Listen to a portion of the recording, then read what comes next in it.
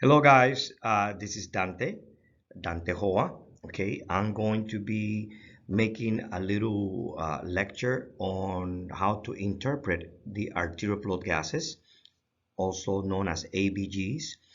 But before I go into that, I'm going to explain acid-base disorder. I'm going to explain a couple of physiology concepts that will help you to understand how the body compensates when he is in a respiratory acidosis or respiratory alkalosis or metabolic acidosis or metabolic alkalosis. Also, I'm going to explain to you, you will be able to learn what is carbonic acid, what is actually the other reasons why we have metabolic acidosis that are not caused by carbonic acid or the accumulation of CO2. We're also going to have some charge that you're going to have as a test when you start getting your classes, okay, in how to understand and how to describe if the patient is in an acidosis or alkalosis from a respiratory point of view or metabolic point of view. I hope you like this, and please leave your comments so that I could do much better in the event that you want me to do something else. See you soon. I hope you like it. Now, as an introduction in ABGs or arterial blood gases, let me start by representing or breaking this graph, which is strictly related to the regulation of blood gases. Now, this graph, as you could see here, describes the respiratory reflex center, which is located in the medulla oblongata. Normally, we know that all control or reflex centers work by maintaining a particular condition or parameter of the body constant. But this respiratory control center actually, what it regulates, because if you look at this and you think about respiratory reflex center, what does this actually regulate?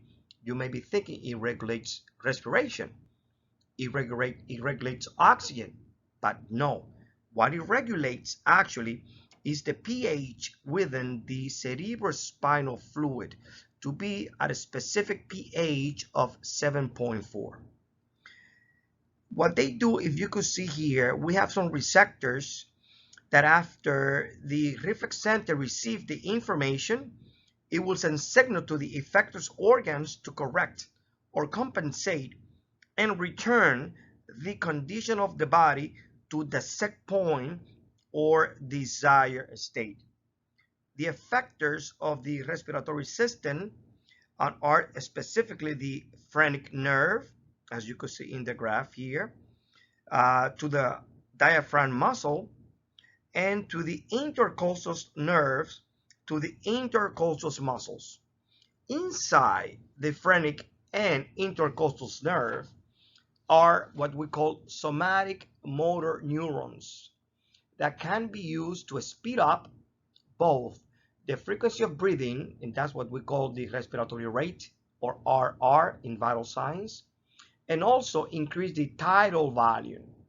That means the depth of breathing. In addition, the respiratory reflex center can activate either the parasympathetic or sympathetic autonomic motor neurons that innervate the bronchioles. The bronchioles are those small airways where the gas goes in and out.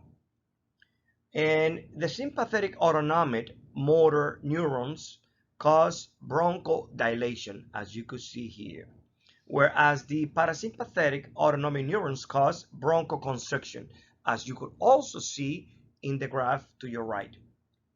By activating these somatic motor neurons, the diaphragm and intercostal muscles, and by activating the autonomic motor neurons to the bronchioles, the respiratory reflex center should be able to correct or compensate for the acidity of the cerebrospinal fluid.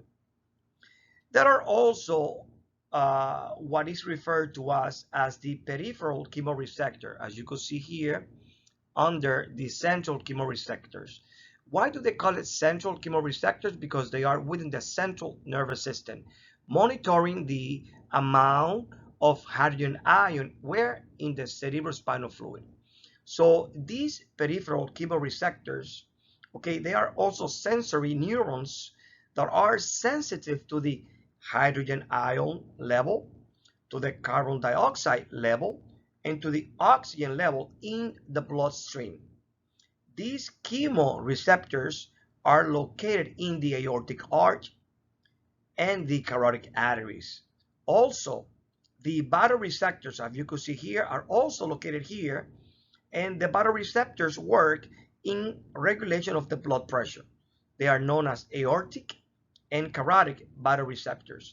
But we are talking about pH regulation, and to this we call it the aortic and carotid chemoreceptors, which constantly are monitoring the amount of hydrogen, CO2, and oxygen levels and sending that information to the respiratory reflex center. As you could see here, not only we receive information from central chemoreceptors, from the peripheral chemoreceptors, from the baroreceptors, but we also receive information from sensory neurons in our chest known as pulmonary stretch receptors that may affect these changes in gases in the ventilation system, as you and I could easily, on our voluntary will, speed up our breathing rate or slow down our breathing rate. We could do that easily because to a point, we could hold down our breath or breathe faster or breathe slowly. That could happen. And that happens because we also have, remember, pulmonary stretch receptors in our chest cavity that actually send that information to the respiratory reflex center. I want to bring this up to you because by you understanding this graph, which you could go back and forth, you could actually understand the mechanism of this control reflex center to regulate the amount of oxygen, the amount of CO2 by breathing either fast or low. Just as a reminder, the regulation of breathing, we could find that in the respiratory reflex center, which is located in the medulla oblongata in the brain. As you could see here, that little color that looks like kind of like burgundy, kind of brown, but not brown really. I don't even know how to call that, magenta. I don't know. But it says medulla oblongata. That is the area where the medulla oblongata is located. That is where the center for the reflex center of control center of the respiratory reflex center is located, is found, is within that specific space. And those somatic motor neurons or motor output, they are the one that sends signals to the respiratory muscles in order for them to either contract or relax, in this case the diaphragm or the intercostal chest muscle. Also the autonomic motor neurons that would actually innervate or stimulate the bronchioles to either enlarge, remember, either by the sympathetic or parasympathetic, which they will either dilate or constrict these airways. As we were saying, describing the charge, central chemoreceptors, they are very sensitive to hydrogen ion levels, right? So when these hydrogen ions in the cerebrospinal fluid are high, are above normal level, okay, they will send a signal through the chemoreceptors to the respiratory reflex center, which they will increase the ventilation. By ventilating more, by breathing faster, you will reduce that amount of hydrogen ion or acidity that we found. Also, we could find what is known as the sudden infant death or sleep apnea. Well, this problem occurs, but the problem is not within the lungs. The problem is within the brain, in which the brain is the one that is not sending or detecting these anomalies in ion concentrations such as hydrogen or CO2 or oxygen. So this is what we see when we combine CO2, carbon dioxide with water. It will result in what? In carbonic acid. And what is carbonic acid? Is a major source of acidic in our body. Also, every time we have a low amount of oxygen, we call that hypoxemia. When we have an increase in CO2, we call that hypercapnia. When we have an increase in hydrogen ion or acidosis or acidemia, normally these three things occur simultaneously. Like for example, when we do an exercise, you decrease the oxygen level, you increase your CO2, your ventilation, and that will also increase the acidosis. Remember that CO2, when it combines with water, it forms carbonic acid. Also, as well, we could have a possible formation of lactic acid.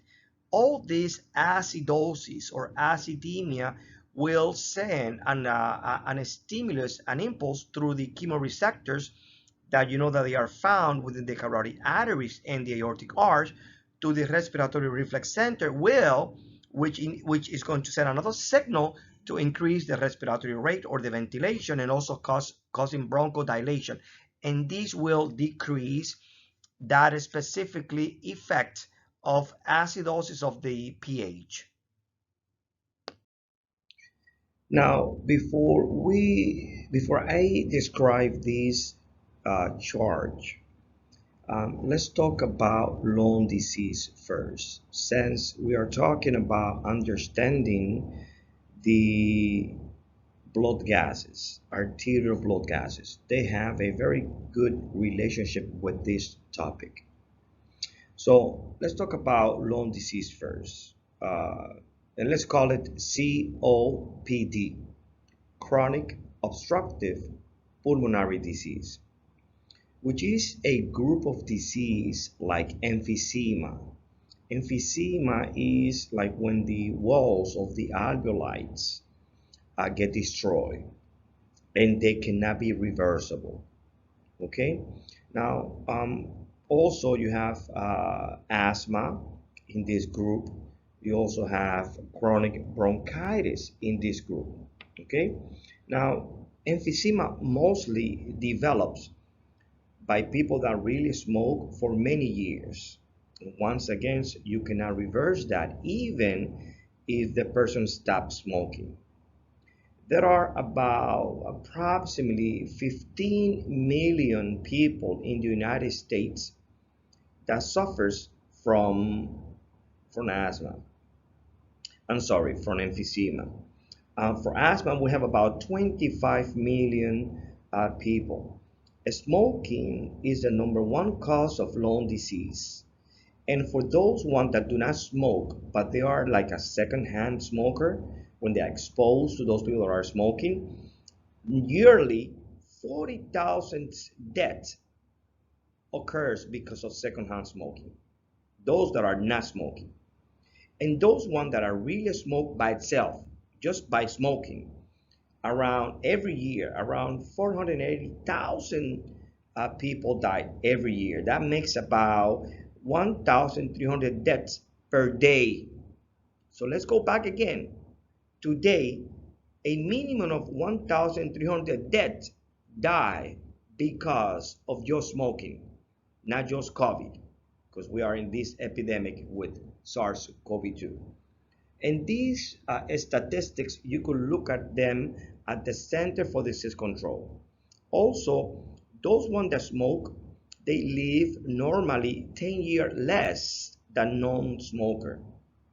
So if we combine all the deaths that occurred in lung disease or COPD, chronic obstructive pulmonary disease, they come to about a total of 7 million deaths per year.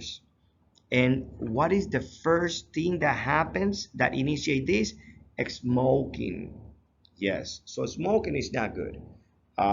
Even that, electronic cigarettes, the hookah, things like that, it does not matter.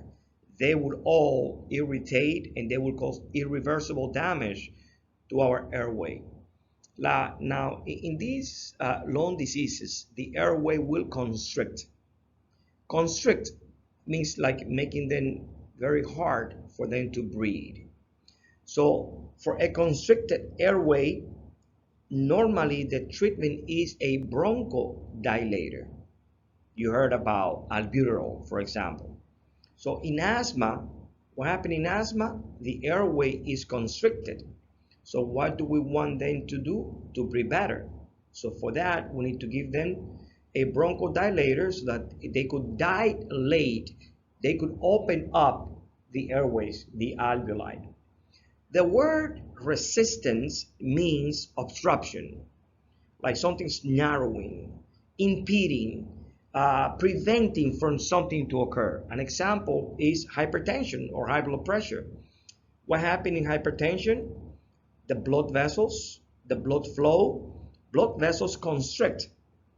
That will decrease the blood flow, the amount of blood flowing, but it will increase the resistant pressure. So in hypertension, we have a high pressure, and that's because the resistance is high, but we're going to have less blood flow, less blood volume. In bronchoconstriction, increases the airway resistance, AR. What you see here as AR is airway resistance. So there will be less air flow, less air. So question for all of you. I'm not saying that this will be on a final exam. Who knows? Okay. And what can cause airway to constrict? I'm going to give you the answer.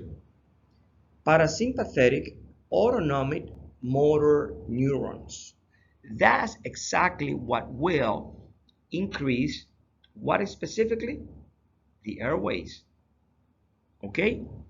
Now, if you see in letter B, it says parasymp, that means parasympathetic autonomic motor neurons. They will constrict, they will initiate, they will start bronchoconstriction, and that will increase the airway resistance, and therefore we're going to have less airflow, less air. And now sympathetic autonomic motor neurons, what you see here in A, in the first line, will dilate airways. So sympathetic autonomic motor neurons will cause bronchodilation, which is going to reduce the airway resistance, and we're going to have more airflow, more air. Now, let me ask you another question. What drugs constrict the airways? Answer: histamine, also nicotine. Now, you know that every drug always they have side effects. They do something else because they have receptors in which they not only go to one place, they could go to other places, other tissues in the organ. So what is the effect that histamine has on blood vessels, like arteries, for example? Let me give you the answer. It dilates blood vessels, which causes the blood pressure to drop because it lowers the peripheral resistance. So we can say that asthma is an allergic reaction. You could every time you think about asthma, think about as an allergic reaction. And you know that those people that suffer from allergic reactions, normally they take the epinephrine, the EpiPen, or adrenaline. Now, what will happen to anyone that gets the EpiPen, the epinephrine? What effects will epinephrine will have in blood vessels? The answer is that epinephrine will constrict, but at the same time, you know that all the drugs will do something else. And what is that? The epinephrine will constrict the blood vessels to increase the pressure, but to the airways, they will dilate, they will open up the airways. So look at it here, and remember that every medication that we take will do something specific, but it will cause something else. So what we could say here is that histamine and nicotine does the opposite that epinephrine does, and that epinephrine does the opposite that histamine and nicotine does to our sympathetic and parasympathetic autonomic motor neurons.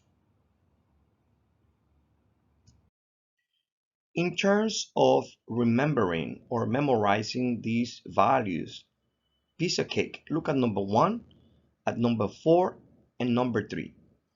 What are the numbers for hydrogens? 35 to 45. What about for CO2? 35 to 45. What about for pH? 35 plus 45. You see it, you just have to add the 7. So the normal level of hydrogen ions is 35 to 45. pH 7.35 to 7.45. The median or the mean average is 7.4 or 7.40.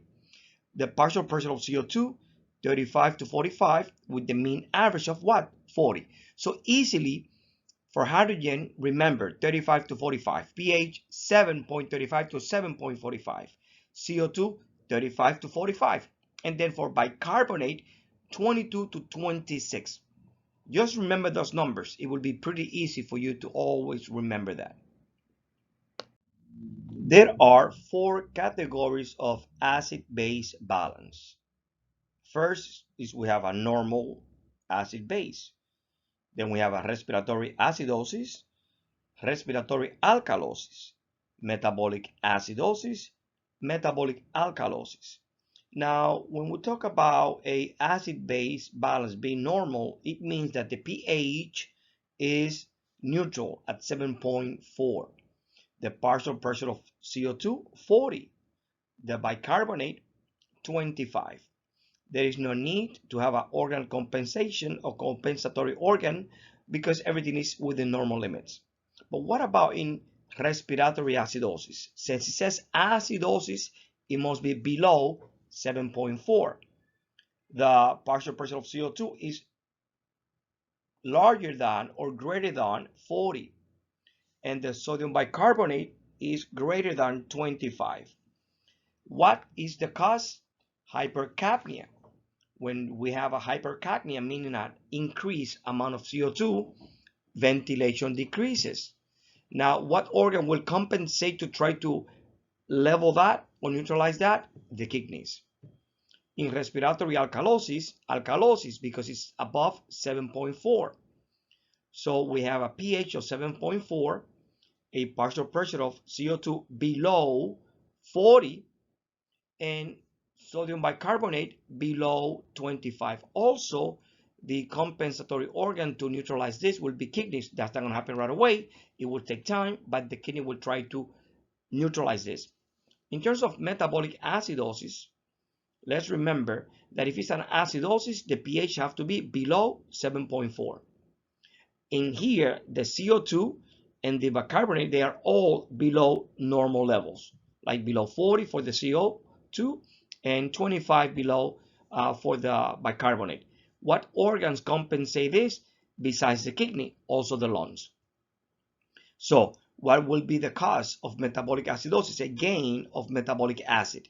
Any acid other than CO2, like lactic acid, like uric acid, for example. Metabolic alkalosis. Alkalosis, pH above 7.40.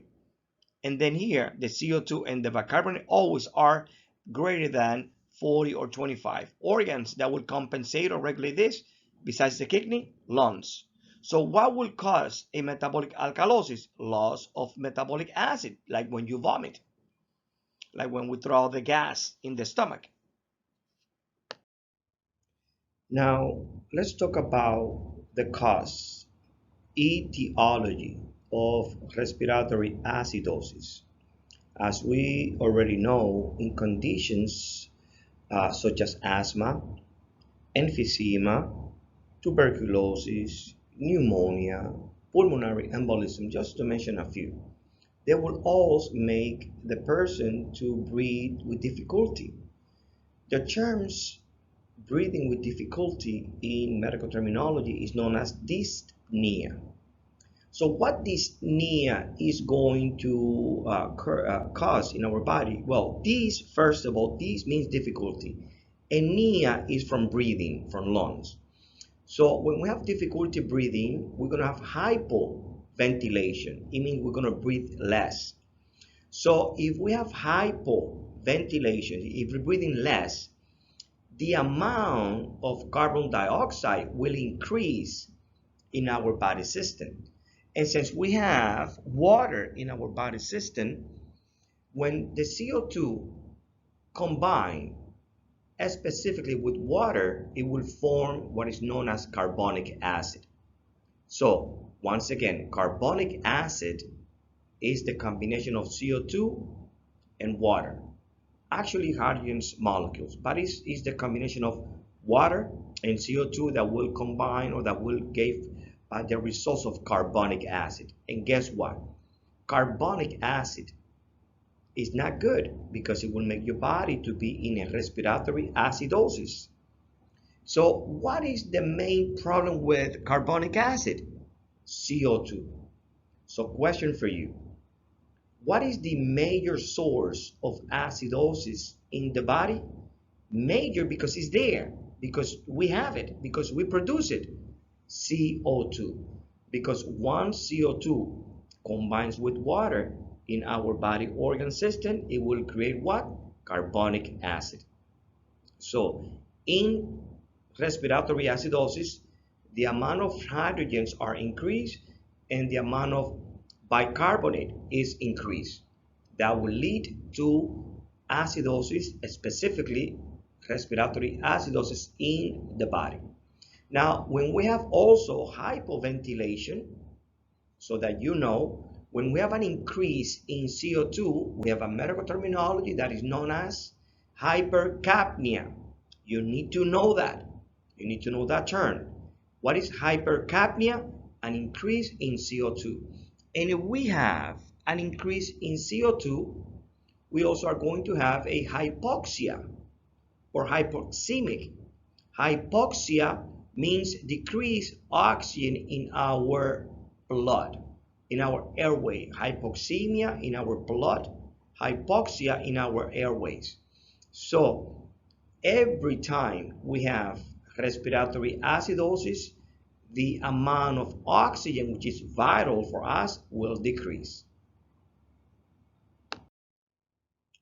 Now let's give a little review about the causes of the etiology. Causes and etiology means the same, of respiratory alkalosis. Let's remember that the central chemoreceptors will be stimulating the respiratory reflex center or the respiratory control center, because when they detect an increase in hydrogen ion in acidosis, they will send a stimulus to increase breathing. When you increase breathing, when you hyperventilate, that will also increase what we call as minute ventilation. As in, like when we breathe faster, okay, faster and deeper, like when you go like and when you go deeper, that combination of both, breathing faster and deeper, okay, that will cause the airways to dilate. These will increase the exhalation or elimination of carbon dioxide out of our lung and always, and as well as our bloodstream in the blood. So when we have hyperventilation, CO2 is blown off, carbon dioxide is blown off. Remember that for every CO2, you need to remember this. For every CO2 that we have in our blood, that is equivalent to a carbonic acid. In our blood, CO2 and carbonic acid are always in equilibrium. Remember that. Why? Because CO2, we inhale that gas, we exhale that gas, but in the blood, it mixes with water, and that creates a carbonic acid. So what does the respiratory reflex center or the respiratory control center do to compensate, to fix when there is a respiratory acidosis or too much carbonic acid? It will increase the breathing, the minute ventilation. Normally in the air that we breathe, there is about 21% of oxygen. But when we actually breathe in, what we breathe normally is about around 30 to 40% of oxygen. So if we look at number one, at number two, and number three, in number one, hyperventilation will cause hypocapnia, a decrease in CO2 because we're blowing it out faster.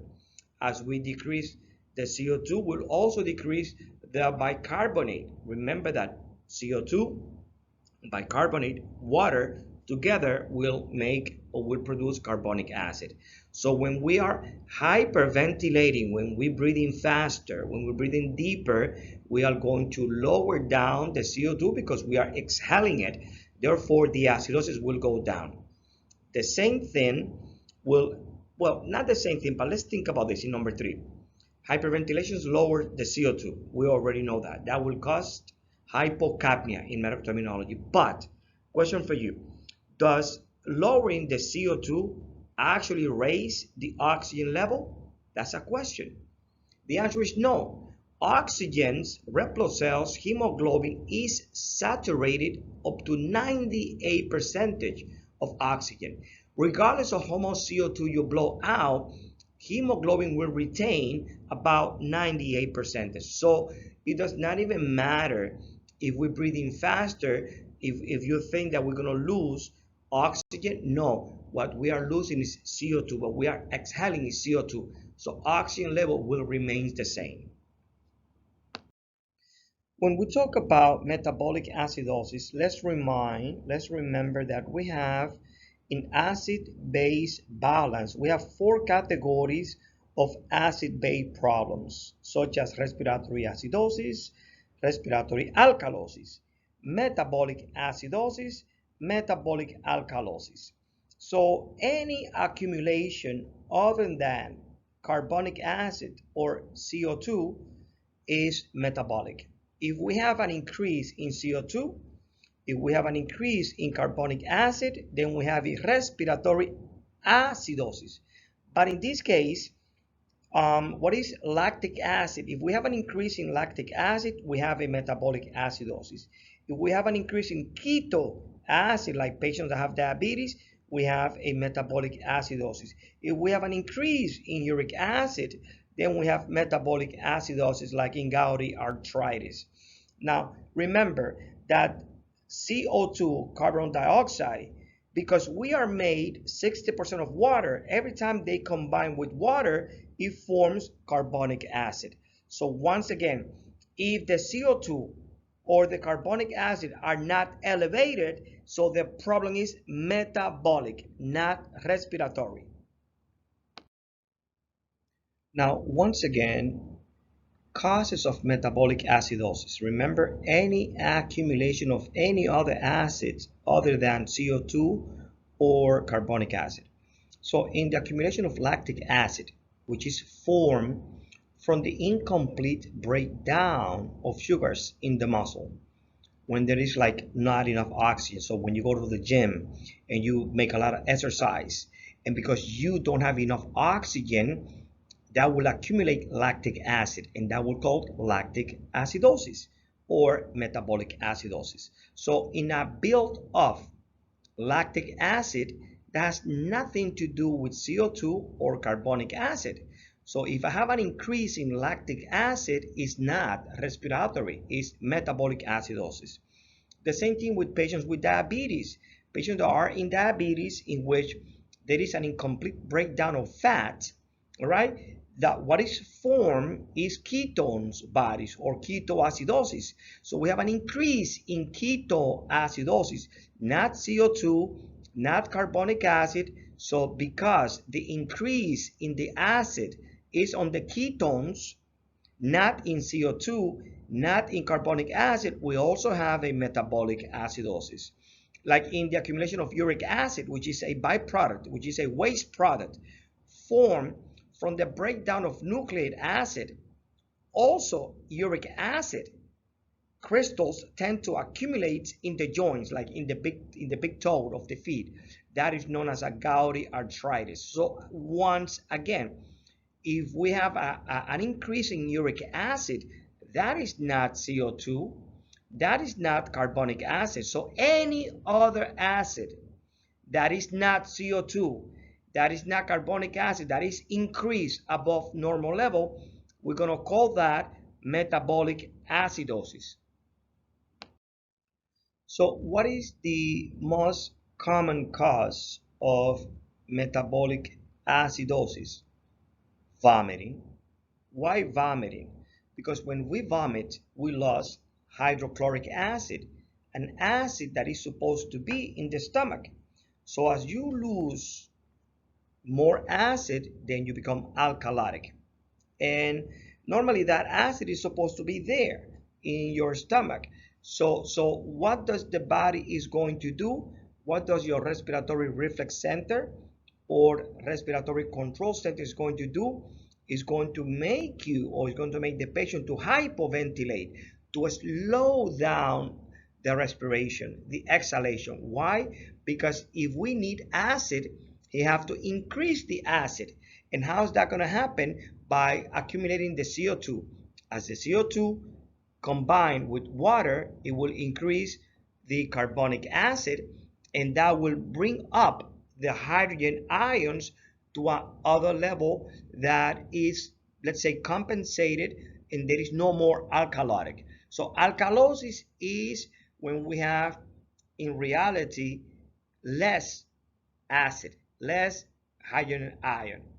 Acidosis is when we have a lot of acids or hydrogen ions.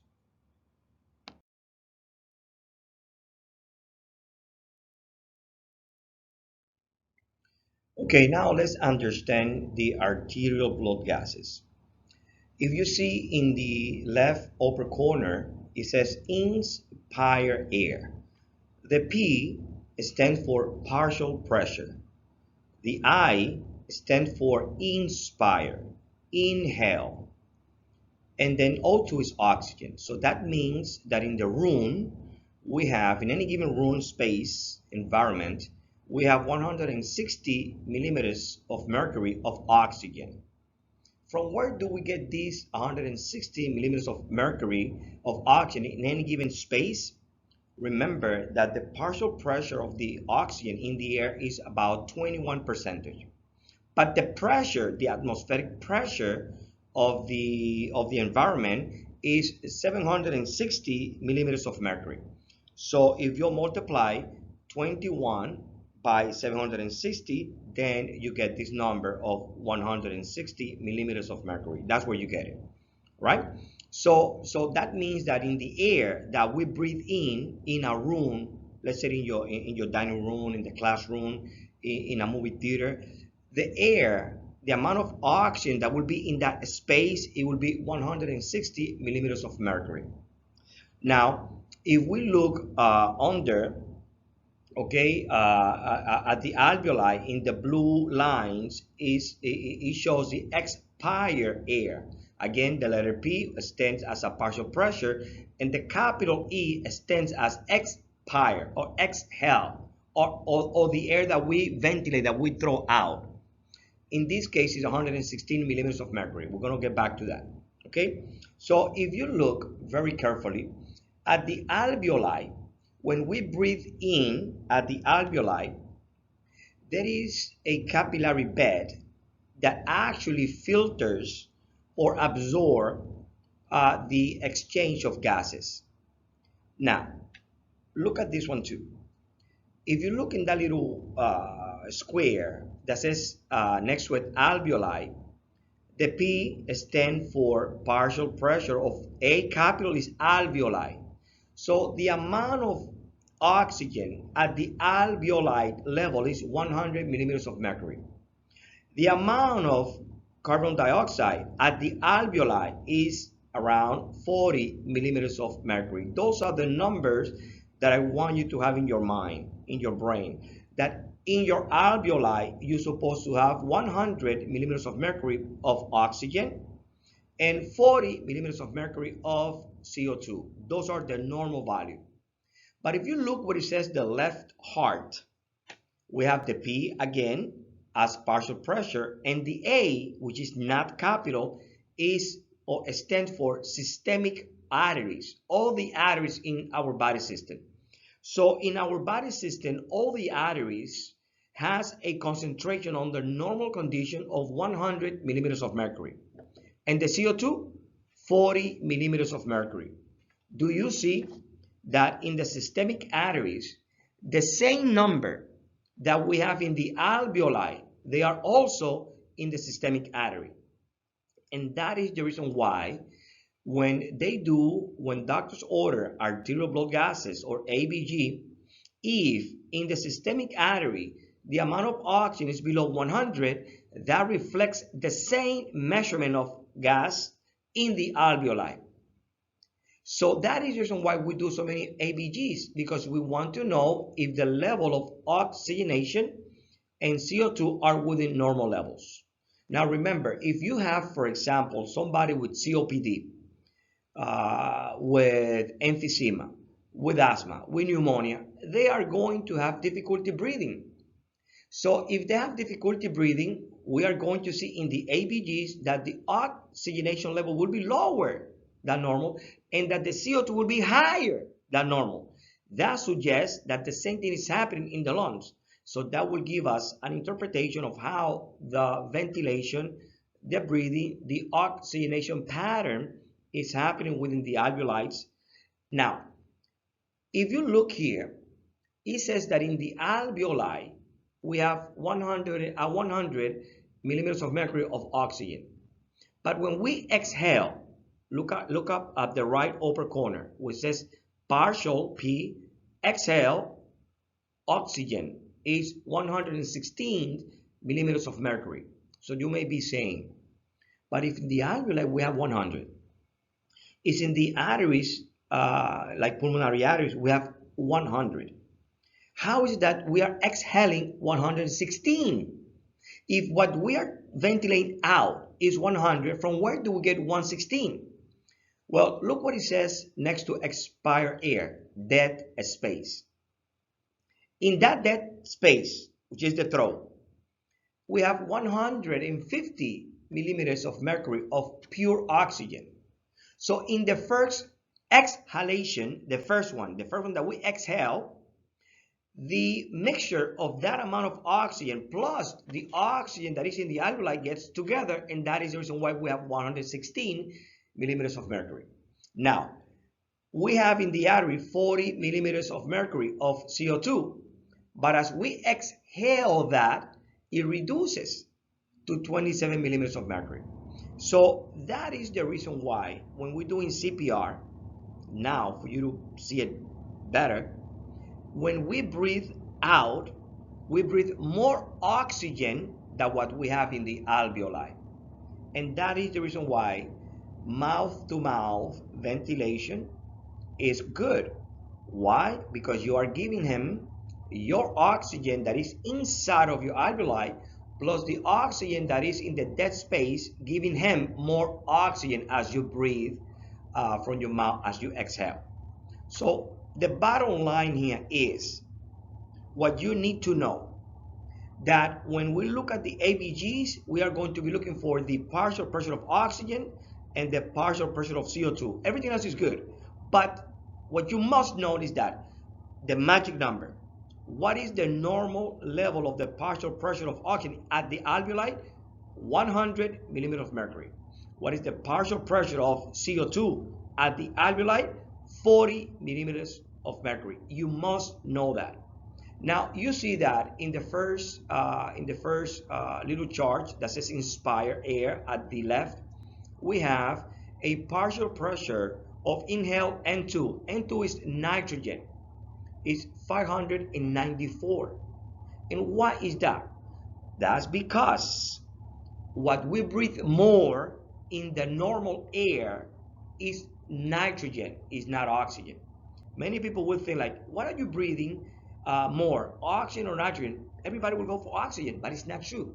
We have more concentration of nitrogen in the air than oxygen. So once again, the bottom line that I want you to understand for ABGs, that the partial pressure of oxygen in the systemic arteries and in the alveoli are the same 100 millimeters of mercury under normal condition, and that the partial pressure of CO2 at the alveoli and at the systemic arteries is 40 millimeters of mercury. Please don't forget that. And that's how you interpret the ABGs. Okay, let's try to understand a report on ABG. As you see here on the left, where you have the three arrows, it says ABG, arterial blood gases. This is going to be very simple. Now, let me just put some numbers here. That number that just appeared, 500 ml, VT or V sub T, that's the tidal volume. That's the whole amount of air that you breathe in every time you inhale. 500 ml, that's normal. You, me, everybody, when you breathe in on the normal condition, you inhale 500 millimeters of air. Now, the frequency or the respiratory rate when you are at rest is about 15 respirations per minute. There are some books as well, 12. So we could say between 12 and 15 respirations per minute as you are at rest. So if we look at the pH in the first line, the first arrow, is the normal is between 7.35 to 7.45. So the median, the average will be 7.40 or 7.4. In this case, the pH of this patient is normal, is neutral, because if it's below 7.35, it's acidic. If it's above 7.45, it's alkali. Now, so remember, when we have something lower than 7.35, we consider that what? Acidosis. When we have the pH that is above 7.45, we consider that alkalosis. So in this case, the partial pressure of CO2 is 40. Look at that, the normal measurements are between 35 and 45. So the median is 40. So the partial pressure of this patient is normal, okay, because it's within the standards. And the partial pressure, as you know, of the oxygen is about 100.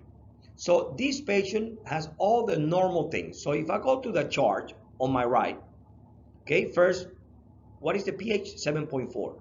As you see, I put an arrow, okay, and then what is the partial pressure of CO2? Is 40. So now I'm going to go down, okay, that's easy. And when you do that, now we know that is what? Normal, that this patient has no acidosis, no alkalosis, that he is breathing normally, that you and me, when we have no difficulty breathing, this is our normal levels. But what will happen if the same patient or another patient has a pH of 7.2? What do we call when the pH is below 7.4 or 7.35? Acidosis. So we know that a patient with a pH of 7.2 is in acidosis. Now, what type of acidosis? Well, we have to be looking at the partial pressure of CO2. So we're going to look at that the partial pressure of CO2 in this case is 60. Hypercapnia, remember, when the concentration of CO2 is above 40, we call that hypercapnia. So it's 60. So if I draw a line, and I know that the pH of this patient is acidic, and that there is too much CO2, well, we call that respiratory acidosis. Why? Because it's the CO2 increasing. Remember that CO2, lungs, air, okay? So that is hypercapnia. So a patient has a pH of 7.2 and a CO2 level of 60 above 40, it will be considered as a respiratory acidosis. Now let's give another scenario. Let's say that in this case the patient has 20 in the CO2, okay? And he has a specific pH of 7.2. So we know that 7.2 is acidotic and that the amount of CO2 is 20. That's not causing acidosis, respiratory acidosis. Why? Because the level of CO2 is not above 40. So now we could call that easily a metabolic acidosis. Why? Because the CO2 was not above 40. In this case here, let's go again. We get the pH, you have to remember that is 7.35. Anything below that is acidosis. Anything above 7.45 is alkalosis. Let's say that this patient has a partial pressure of CO2 at the arteries, at the systemic arteries. So in this case, remember that 40 is normal, that 20 means hypocapnia, and that 60 means hypercapnia. So you need to remember those medical terminology. Normal pressure of CO2, 40. When it's below 40, it's called hypocapnia. When it's above 40, it's called hypercapnia. So let's go into the first case. So what is the first thing we want to know? If you look here, we want to first find out, does my patient has hypocapnia or hypercapnia? Or does he has metabolic acidosis or metabolic alkalosis or respiratory acidosis or respiratory alkalosis? Is he in hypoventilation? Is he hyperventilation? Does he has hypoxia or hypoxemia? Well, we're going to find out. So the first thing we want to look is at the pH. So what is the pH here? Yes, 7.4. Is that normal? Yes, that's normal. What do we want to know now? The CO2 level, 40. Is that normal? Yes, that's normal. So we have a patient that has that. Now, what happened when CO2 combines with water? It gave us what is called what? Let's see, repeat it. How do you call that? Carbonic acid. So remember, because we are made of 60% of water, every time CO2 mixed with water is turned into carbonic acid. So the pH of this patient is 7.4. The CO2 of this patient is 40. So we have a normal patient that have no difficulty breathing, that have no metabolic condition, no respiratory problems. Now, what will happen if the CO2 is below 40, like 20? We call that what? Hypocapnia. And what will happen if it's above 40, like 60? We're going to call that what? Hypercapnia. You must remember these medical terms. Let's go to case number 2. What is the first thing we want to find out? What is the pH level? So in this case, before we go there, how do we call the medical terms? When CO2 mixed with water, carbonic acid. You need to remember that. So the pH of this patient is what? 7.2. Is 7.2 normal? Look at the scale up. No, it's not, because it's below 7.35. We have an acidosis. But do we know what type of acidosis? If it is respiratory acidosis or metabolic acidosis, we don't know yet. So we need to find out what is the level of CO2. So in this case, the level of CO2 of this patient is 60. Torr, or millimeters of mercury, is the same thing. Okay, now 7.2 pH, acidic, and the CO2 is 60. Automatically, I know that we have a respiratory acidosis. Everybody see it? So what happened in respiratory acidosis? The patient, the respiratory reflex center, is going to send an stimulus to all the phrenic nerves and all the muscles of the diaphragm to hyperventilate. Because when you hyperventilate, you blow out that extra amount of CO2. So let's go to case number 3. What do we need to know first? What is the pH level? What is the pH level? But before we go to the pH level, what is carbonic acid? It's the combination of CO2 and water. So let's go to our pH. Again, we have a 7.2. How do we call that? Acidosis. Why? Because it's below 7.35. What is the partial pressure of CO2? It's 40. 40, but 40 is normal. So when I have something that is normal in the range of 40 in the CO2, that means that the problem is not in the airway. The problem is in the body, like lactic acid, like uric acid, like keto acid. So what we have here is a metabolic acidosis. Okay, so let's go now to the next one. Again, remember, the combination of CO2 plus water give us what? Carbonic acid. So again, we have a pH of what? 7.2. Is 7.2 below 7.35? Yes. Is that an acidosis? Yes, because it's below 7.35. Now, I want to know what is the CO2 level. And then in this case, the CO2 level is what? 20. So I don't have too much of CO2. And because of that, what we have is a metabolic acidosis. Why? Because the CO2 level is not greater than 40. So if we have an acidosis, that means there is another acid that is creating this condition, such as what? Let's go. Lactic acid, keto acid. What else? Come on, think about it. Uric acid. So what's going to happen? We're going to have, because the CO2 are too low, 20, the body is going to send a signal to, remember, we have the parasympathetic autonomic motor neurons and the sympathetic autonomic motor neurons. They will slow down the breathing, because if you breathe less, you accumulate more CO2. And when we accumulate more CO2, okay, we're going to be raising it so that we could convert that metabolic acidosis into something neutral. So when we have a CO2 of 20, we call that hypocapnia. Remember that. And guys, that's it. Congratulations, you finished. These cases, not exactly like that, but these cases will be on your final exam. It will be on an exam. You need to know how to read that. If you know, again, that the CO2 level is normal, then the problem is not respiratory, it's metabolic. And that's it. That's easy for you. Bye-bye.